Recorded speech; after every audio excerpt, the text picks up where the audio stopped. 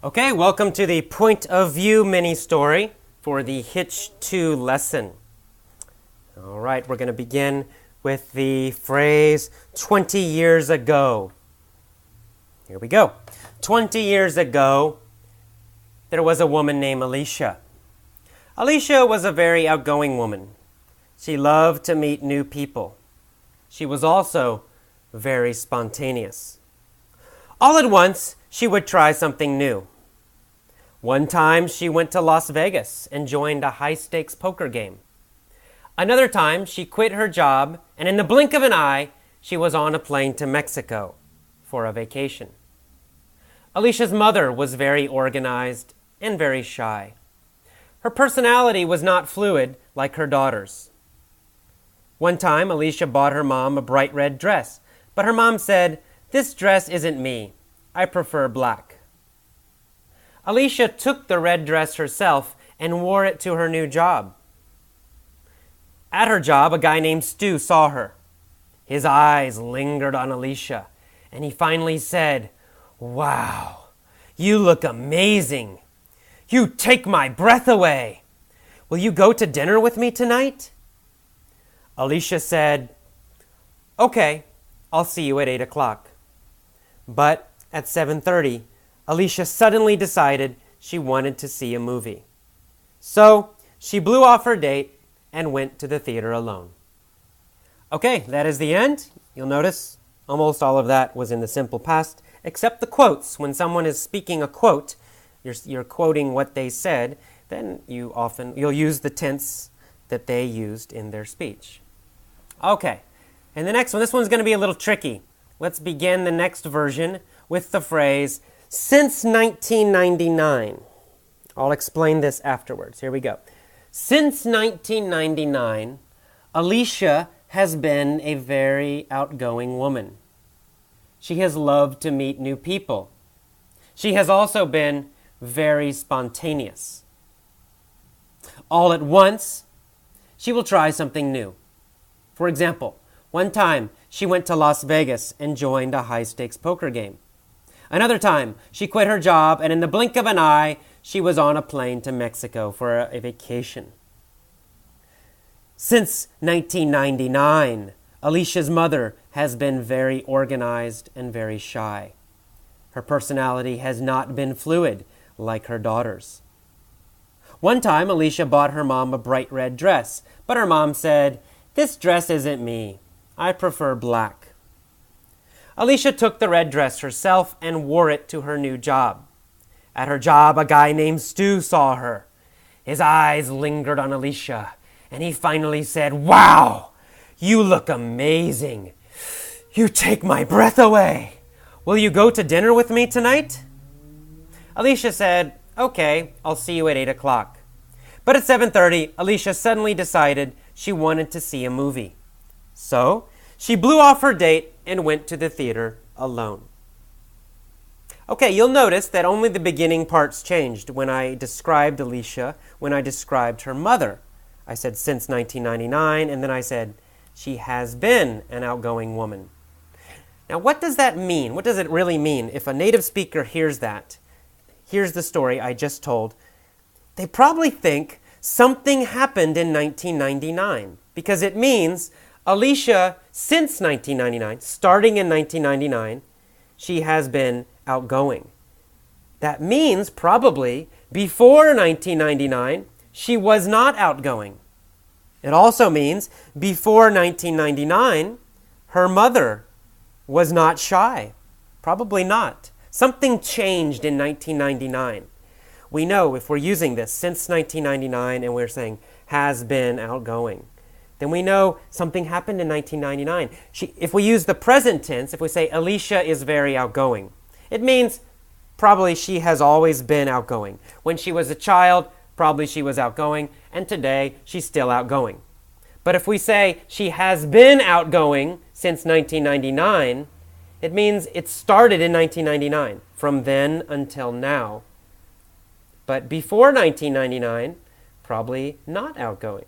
Something changed in 1999. It gives us that meaning if we tell the story that way. So you can see that the meaning changes sometimes not just the time frame, but it gives us extra information. All right, let's do the future now. Again, we'll pretend I'm giving you a movie idea. I'm talking to a movie executive. This is a science fiction movie. This movie will happen in the year 3000. Okay, so 1,000 years from now. Here's my story idea for the future. In the year 3000, there will be a woman named Alicia. Alicia is going to be a very outgoing woman. She will love to meet new people. She's also going to be very spontaneous. For example, all at once, she will try something new. One time, for example, she went to Las Vegas and joined a high-stakes poker game. Another time, she will have quit her job in the blink of an eye and have been on a plane to Mexico for a vacation. Alicia's mother will be very organized and very shy. Her personality will not be fluid like her daughter's. One time, Alicia will have bought her mom a dress, a red dress. But her mom will have said, "Oh, this dress isn't me. I prefer black." Now, Alicia will take the red dress herself. And she will have taken the red dress herself, in fact. And she will have worn it sometime in the past, before 3000. She will have done this to her new job. She will have worn it to her new job. At her job, a guy named Stu, he will have seen her at that time, and his eyes will have lingered on Alicia, and he will finally have said, "Wow, you look amazing. You take my breath away. Will you go to dinner with me tonight?" Now, at that time, Alicia will have said, "Okay, I'll see you at 8 o'clock. But at 7:30, Alicia would have suddenly decided she wanted to see a movie. So, she will have blown off her date and will have went to the theater alone. Okay, now in that I used will have gone, will have went. Why did I do that? Well, I began the story with in the year 3000. Okay, in the year 3000, there will be a woman named Alicia. Will, simple future. Alicia will be very outgoing, simple future. However, then I start telling a story that happened before the year 3000, right? The story of the dress happened before the year 3000. It happened before this time period. So I switched to using will have. She will have done this. She will have bought a dress. She will have blah, blah, blah. That technically is the correct verb tense to use in this situation. However, in common speech, in everyday speech, we would probably use the simple future for all of it. Or we might switch to the past tense when we talk about the red dress incident, the red dress experience.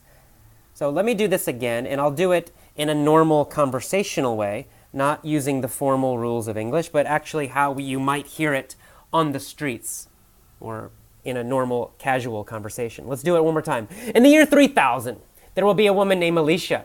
Alicia will be a very outgoing woman. She will love to meet new people. She's also going to be very spontaneous. For example, all at once, she will try something new.